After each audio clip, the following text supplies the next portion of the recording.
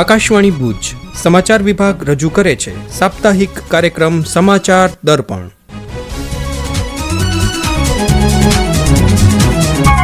સૌપ્રથમ નજર કરીએ આજના અંકમાં સામેલ મહત્વના સમાચારો પર.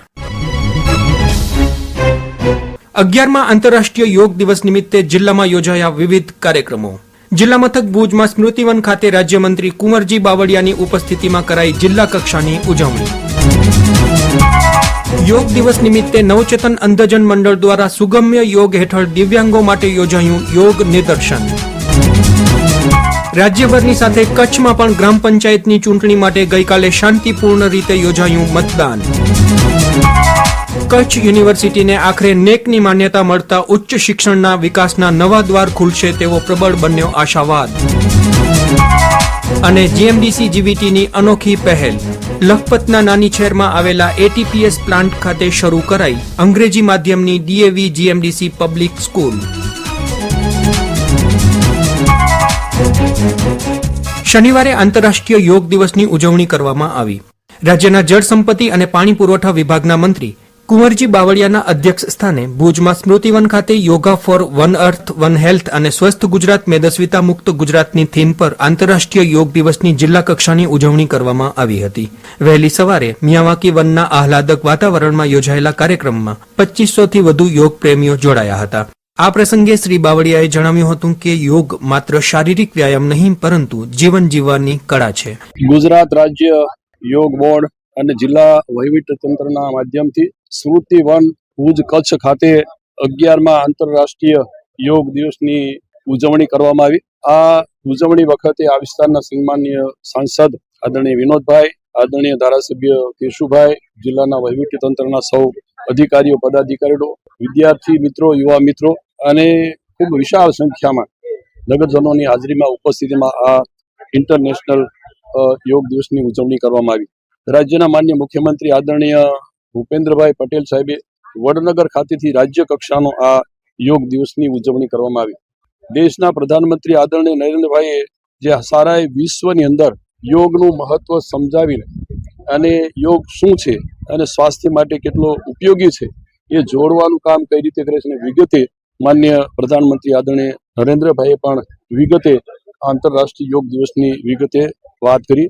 આજનો આ દિવસ અમારા ખાસ કરીને આ સ્મૃતિવનમાં ભુજ કચ્છ ખાતેથી આ મહાનુભાવોની ઉપસ્થિતિમાં ઉજવવામાં આવ્યો. ખૂબ સારી રીતે જિલ્લાના વહીવટીતંત્ર અને એના સૌ પદાધિકારીઓ ની ઉપસ્થિતિમાં આજનો કાર્યક્રમની ઉજવણી કરવામાં આવી. જ્યારે સાંસદ વિનોદ ચાવડાએ કહ્યું કે યોગ મનને શાંતિ અને તનને સ્ફૂર્તિ આપે છે. યોગને જીવનશૈલીનો ભાગ બનાવવો જોઈએ. વિશ્વ યોગ દિવસની ઉજવણી સમગ્ર દેશ અને દુનિયાની અંદર થઈ રહી છે, જેના ભાગરૂપે આજે કચ્છની અંદર પણ ઐતિહાસિક સ્મૃતિવનની અંદર યોગ દિવસની ઉજવણી કરવામાં આવી હતી.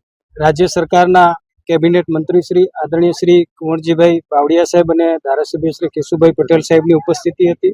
વહીવટતંત્ર અને સૌ અધિકારી મિત્રો અને સૌ લોકો સાથે મળી કરીને આજે યોગની ઉજવણી કરી હતી. દેશના યશસ્વી વડાપ્રધાન શ્રી નરેન્દ્ર મોદી સાહેબ, જેમણે વિશ્વને આ યોગનો સંદેશો આપ્યો છે. આજે આખું વિશ્વ ઘેલું બન્યું છે અને યોગ આપણા મનને શાંતિ આપે છે, શરીરને સ્ફૂર્તિ આપે છે. અને આ યોગનો સંદેશો રાજ્યના મુખ્યમંત્રી શ્રી આદરણીય ભૂપેન્દ્રભાઈ પટેલ સાહેબ યોગ બોર્ડ દ્વારા આજે દરેક ગામની અંદર, દરેક શહેરની અંદર યોગ કરતા લોકો યોગની અંદર જોડાય એવું પણ રાજ્ય સરકાર દ્વારા એક કાર્ય કરવામાં આવ્યું છે.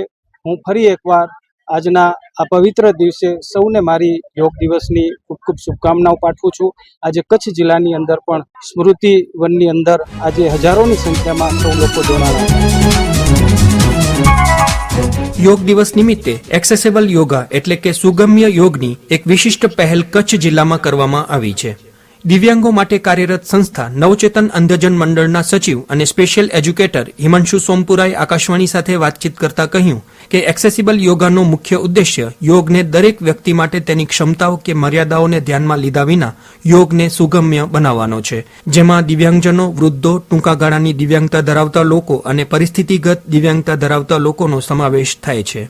एक्सेसिबल योगा की एक ऐसी पद्धति है जिसमें दृष्टिबाधित, श्रवण दिव्यांग, अस्थि हाथ पैर की जिनको तकलीफ है वो और मानसिक दिव्यांगता सहित उम्र दराज, प्रेग्नेंट महिला, वो लोग योग अच्छे से कर सके। इसके लिए करना क्या होता है, इसके लिए दृष्टिबाधित लोगों को जो योगा के पोस्चर्स होते हैं, जो योग मुद्राएं होती है, उसका शब्द द्वारा और हाथ से पकड़ के डेमोन्स्ट्रेशन दे के योग क्रियाएं सिखाई जाती है और उसकी प्रैक्टिस करवाई जाती है। श्रवण मंद के लिए यही योगा डेमोन्स्ट्रेशन और साइन लैंग्वेज के तौर पे समझा के यूज किया जाता है। जो मानसिक दिव्यांग लोग हैं उनको छोटे छोटे टास्क में योग की मुद्राएं सिखाकर उनको कंप्लीट कराया जाता है। इसी तरह जो व्हीलचेयर यूजर है, जो कि पैर के योगा या इस तरह के योगा नहीं कर सकते, उनके लिए कुछ न कुछ एडेप्टेशन करके, उदाहरण के तौर पे अगर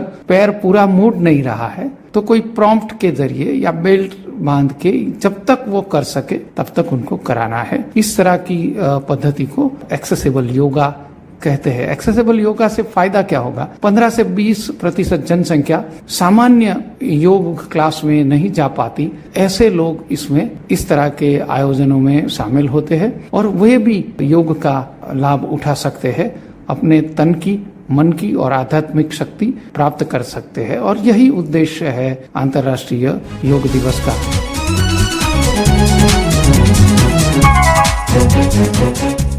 રાજ્યભરની સાથે કચ્છમાં પણ ગઈકાલે ગ્રામ પંચાયતની ચૂંટણી માટે શાંતિપૂર્ણ રીતે મતદાન યોજાયું હતું। વરસાદી માહોલ વચ્ચે સવારથી જ લોકો ઉત્સાહભેર મતદાન માટે ઉમટી પડ્યા હતા। આ અંગે સાંભળીએ અહેવાલ। સવારે 7 વાગ્યાથી શરૂ થયેલા મતદાન માટે ગ્રામ્ય વિસ્તારોમાં લોકો વહેલી સવારથી જ મતદાન મથકો પર પોતાનો મત નોંધાવવા પહોંચ્યા હતા। પ્રાપ્ત વિગતો અનુસાર સામાન્ય, વિભાજન અને મધ્ય સત્ર ચૂંટણીવાળી 118 ગ્રામ પંચાયતોમાં કુલ 2,16,512 મતદારો પૈકી 1,65,261 મતદારોએ મતદાન કર્યું હતું। ટકાવારીની રીતે જોઈએ તો કુલ 76.33% મતદાન નોંધાયું હતું, જ્યારે જિલ્લાની 11 ગ્રામ પંચાયતોમાં પેટા ચૂંટણી માટે નોંધાયેલા કુલ 17,335 મતદારો પૈકી કુલ 10,895 મતદારોએ પોતાના મતાધિકારનો ઉપયોગ કર્યો હતો, એટલે કે 62.85% મતદાન નોંધાયું હતું। જિલ્લામાં સામાન્ય, વિભાજન અને મધ્ય સત્ર ચૂંટણીની તાલુકાવાર વિગતો જોઈએ તો ભુજ તાલુકાની 21 ગ્રામ પંચાયતોમાં 70.02%, અંજારની 17 ગ્રામ પંચાયતોમાં કુલ 83.45%, ભચાઉની 6 ગ્રામ પંચાયતોમાં 80.01%, માંડવી તાલુકાની 11 ગ્રામ પંચાયતોમાં 75.10%, મુન્દ્રાની 21 ગ્રામ પંચાયતોમાં 83.59%, નખત્રાણાની 10 ગ્રામ પંચાયતોમાં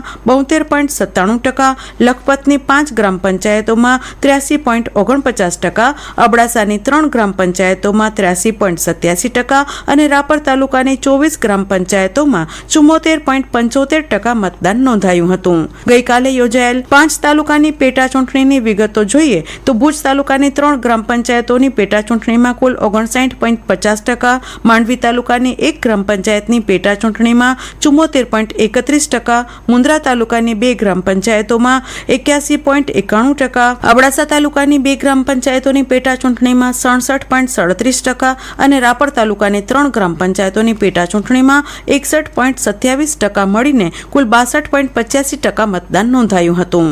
મતદાન પ્રક્રિયા સુવ્યવસ્થિત રીતે સંપન્ન થાય તે માટે વહીવટી તંત્રના 1,450થી વધુ કર્મચારીઓને ફરજ પર મૂકવામાં આવ્યા હતા। ચૂંટણી દરમિયાન કોઈ અનિચ્છનીય ઘટના ન બને તે માટે ચુસ્ત પોલીસ બંદોબસ્ત ગોઠવવામાં આવ્યો હતો। કલ્પના શાહ, આકાશવાણી સમાચાર, ભુજ।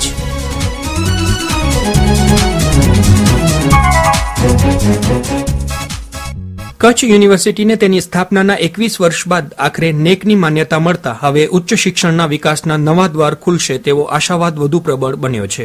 વર્ષ 2018થી 2023 દરમિયાન કરવામાં આવેલા વિવિધ કાર્યોના મૂલ્યાંકન અનુસાર ક્રાંતિગુરુ શ્યામજી કૃષ્ણ વર્મા કચ્છ યુનિવર્સિટીને નેક એટલે કે રાષ્ટ્રીય મૂલ્યાંકન અને માન્યતા પરિષદ દ્વારા સી ગ્રેડ સાથે માન્યતા આપવામાં આવી છે।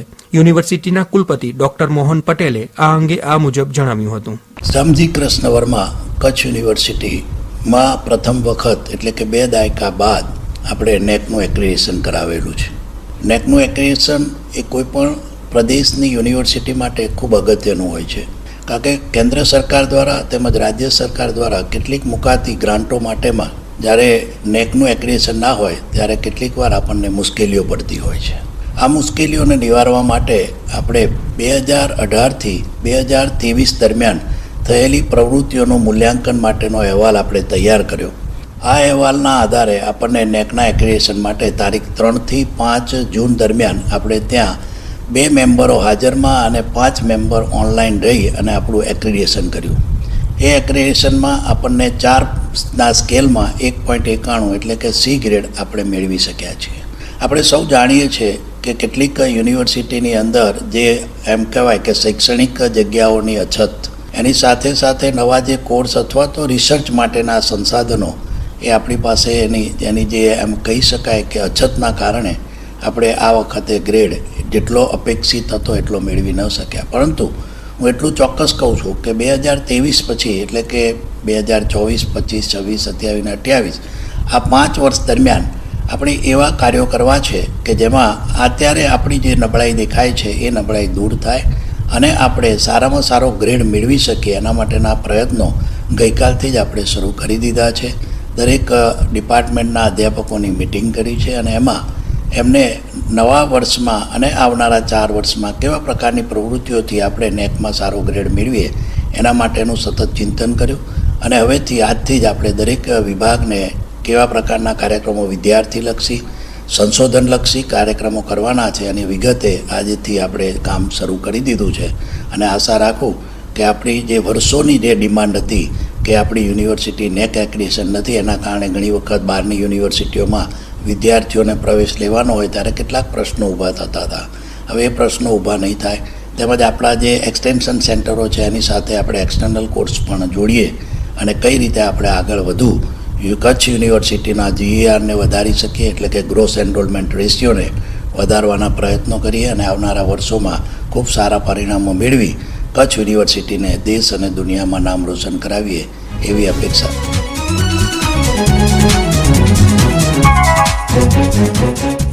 કચ્છના છેવાડાના તાલુકા એવા લખપતના નાની શહેરમાં આવેલા ATPS પ્લાન્ટ ખાતે GMDC GVT દ્વારા એક નવી પહેલ રૂપે અંગ્રેજી માધ્યમની DAV GMDC પબ્લિક સ્કૂલ શરૂ કરાઈ છે. આ અંગે સાંભળીએ એક અહેવાલ. કચ્છના છેવાડાના વિસ્તારમાં ગુણવત્તાયુક્ત શિક્ષણને પ્રોત્સાહન આપવાની દિશામાં એક મહત્વપૂર્ણ પગલા રૂપે નાની છેરમાં આવેલા GMDCના અકરી મોટા થર્મલ પાવર સ્ટેશન ATPS ખાતે DAV GMDC પબ્લિક સ્કૂલ શરૂ કરવામાં આવી છે. હાલમાં નર્સરીથી ધોરણ 5 સુધી શરૂ કરાયેલી અંગ્રેજી માધ્યમની આ શાળાને સ્થાનિક લોકો તરફથી ખૂબ સારો પ્રતિસાદ મળી રહ્યો છે અને પહેલેથી જ 100થી વધુ વિદ્યાર્થીઓના એડમિશન થઈ ચૂક્યા છે. GMDC, ગ્રામ વિકાસ ટ્રસ્ટ GVT અને DAV મેનેજિંગ કમિટીના સંયુક્ત પ્રયાસોથી કચ્છના દૂર સુદૂરના આ વિસ્તારમાં શરૂ કરાયેલી આ અનોખી પહેલ માટેના વિઝન માટે ATPSના head project planning and administration Rajiv Gadihoke, GMDCના મેનેજિંગ ડિરેક્ટર રૂપવંતસિંહ અને આ વિઝનને વાસ્તવિક બનાવવા બદલ GVTના CEO વીણા પડિયાનો આભાર વ્યક્ત કર્યો. આ અંગે વધુ માહિતી આપતા વીણાબહેન પડિયાએ જણાવ્યું કે શાળાની સ્થાપના GMDCની કોર્પોરેટ સોશિયલ રિસ્પોન્સિબિલિટી પ્રત્યેની અતૂટ પ્રતિબદ્ધતા, ટકાઉ અને સમાવેશી વિકાસ દ્વારા સમાજની સેવા કરવાના તેના સમર્પણનું પ્રતિબિંબ છે, જે આ વિસ્તારના બાળકોને તેમના પોતાના વિસ્તારમાં આધુનિક અને મૂલ્ય આધારિત શિક્ષણ મેળવવાની સુવર્ણ તક પૂરી પાડશે. કચ્છના ગ્રામીણ વિસ્તારોમાં અંગ્રેજી માધ્યમમાં ગુણવત્તાયુક્ત શિક્ષણની મર્યાદિત તકો ઉપલબ્ધ છે, ત્યારે આ શાળા ફક્ત શૈક્ષણિક જ્ઞાન જ નહીં પરંતુ વિદ્યાર્થીઓમાં આત્મવિશ્વાસ, વાતચીત કૌશલ્ય અને નૈતિક મૂલ્યોનું નિર્માણ કરવાનો પણ પ્રયાસ કરશે તેમ તેમણે ઉમેર્યું હતું. આ પહેલ ગ્રામીણ કચ્છમાં શૈક્ષણિક જાગૃતિ ફેલાવવા અને સાક્ષરતાનું સ્તર સુધારવાના GMDC GVTના વ્યાપક મિશન સાથે સુસંગત છે, જેનાથી કચ્છના સર્વાંગી વિકાસ અને માનવ વિકાસને બળ મળશે, જે ખાસ કરીને આવા અંતરિયાળ વિસ્તારમાં અને વંચિત સમુદાયોમાં શૈક્ષણિક ઉત્થાન દ્વારા રાષ્ટ્ર નિર્માણ તરફ એક નક્કર પગલું બની રહેશે તેવી આશા વ્યક્ત કરાઈ છે. કલ્પના શાહ, આકાશવાણી સમાચાર, ભુજ.